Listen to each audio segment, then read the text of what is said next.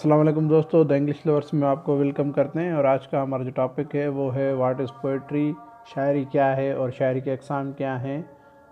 इसकी जो है वो फुल एक्सप्लेनेशन हम आप इस वीडियो में देंगे। तो आइए चलते हैं हम अपने टॉपिक की तरफ। तो पोइट्री जो है वो कहता है कि किस्म ख़ास किस्म की राइटिंग है जो आपके इमेजिनेटिव और इमोशनल जो क्वालिटीज़ हैं उसको मीनिंग दी जाए, एक्सप्रेस किया जाए वर्ड्स की सूरत में, लाइंस की सूरत में, तो उसे हम पोइट्री कहेंगे। पोइट्री जो है वो हम जो है वो पोएम्स की सूरत में लिख सकते हैं, ड्रामेटिक जो है वो वे में लिख सकते हैं, हेम्स की सूरत में लिख सकते हैं, सॉन्ग्स की सूरत में हम लिख सकते हैं। और पोइट्री जो है वो रिक्वायर करती है क्रिएटिविटी, इमोशंस हो, आर्टिस्टिक क्वालिटी हो उसमें, और उसमें लॉजिक भी हो।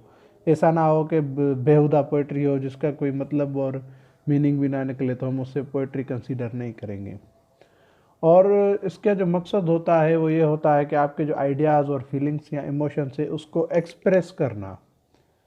और इसके जो की एलिमेंट्स हैं पोइट्री के वो ये हैं कि उसका फॉर्म है, स्पीकर है, साउंड है, इमेजिनरी है, फिगरेटिव लैंग्वेज है। तो उसके बाद जो है वो ये दो टाइप से, एक टाइप तो है वो है फ्री वर्स। फ्री वर्स में ऐसा होता है कि ये किसी खास किस्म का पैटर्न फॉलो नहीं करता, जैसे रिदम होता है, राइम स्कीम होता है या लाइन लेंथ होती है। ये ऐसी चीज़ें जो है वो प्रिस्क्राइब मैनर में नहीं होती। जैसे ये एग्जांपल आप देख सकते हैं, like a bird in the sky looking down at the ground see the down. तो ये मतलब जो पोइट्री है ये फ्री वर्स पोइट्री है, इसमें ना तो रिदम है ना राइम स्कीम है।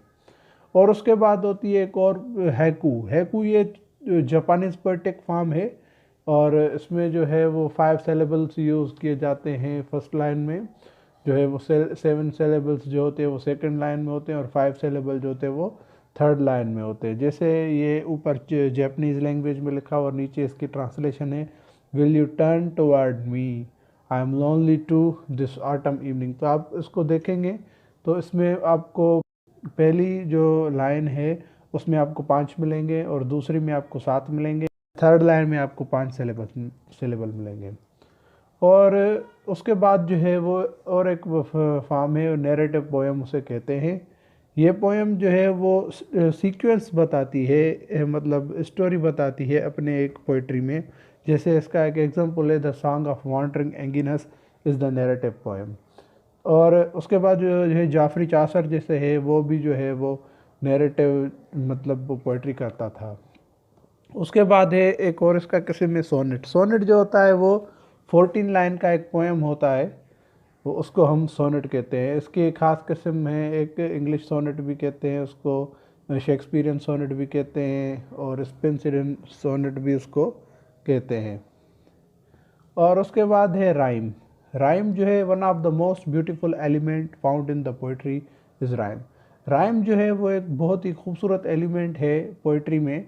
इसमें आप देखेंगे इसमें मैचिंग होती है साउंड्स की। जैसे एग्जांपल है नीचे, से, पे, ट्रे, स्प्रे, डे, मे, ब्लू, ट्रू, जू, डू, टू।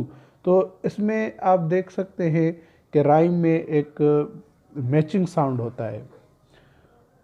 और जब राइम जो है वो काम करता है, एक एग्जांपल है जैसे यहाँ पे आप देख सकते हैं, इसको यूज़ किया गया है, twinkle twinkle little star how I wonder what you are. तो यहाँ पे जो राइम स्कीम है, यहाँ पे आप देख सकते हैं स्टार आर, तो ये यहाँ पे मैच हो रहा है। और नीचे जो दो लाइन है, up above the world so high like a diamond in the sky. तो यहाँ पे भी आप देख सकते हैं हाई स्काई जो है ये भी मेल खाते हैं। तो इसको हम ऐसे लिखेंगे राइम स्कीम को, ए बी बी।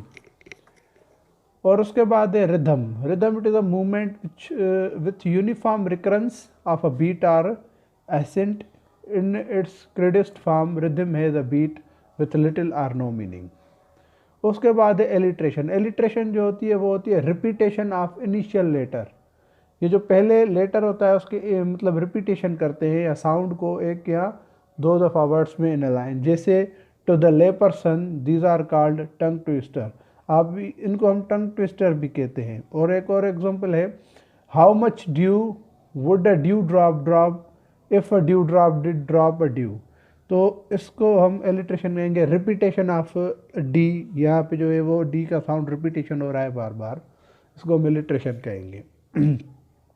और वर्ड और फ्रेजेस भी होते हैं, वो भी पोयम में रिपीट होते रहते हैं। जैसे यहाँ पे एग्जांपल है, आप देख सकते हैं, this should be Fairlie self explanatory but at a risk of surrounding like a broken record. उसके बाद जो अहम चीज़ होती है पोइट्री में, जो अक्सर पोइट यूज़ करते हैं, वो होती है फिगरेटिव लैंग्वेज। फिगरेटिव लैंग्वेज को आप फिगर ऑफ स्पीच भी ऐसे समझो, कह सकते हैं, क्योंकि ये एक ब्यूटी पैदा करती है पोइट्री में। और इसमें जो है वो तकरीबन सिमिलीज और मेटाफर्स का यूज़ होता है। तो आपको तो पता होगा मेटाफर्स और सिमिली किसे कहते हैं। जैसे यहाँ पे direct explicit comparing of one thing to the another in which the words like और एज आर यूज्ड। इसमें कंपैरिजन होता है पहले ऑब्जेक्ट का एक और नाउन से, उसे हम सिमिली कहते हैं। जैसे यहाँ पे लिखा हुआ है she looks like an angel. यहाँ पे जो शी है, जो गर्ल है, वो एंजल से उसको कंपेयर किया गया है, तो इसे हम सिमिली कहेंगे। Her lips are as servant as honey, उसके जो होंठ है वो कंपेयर किए गए हैं हनी से।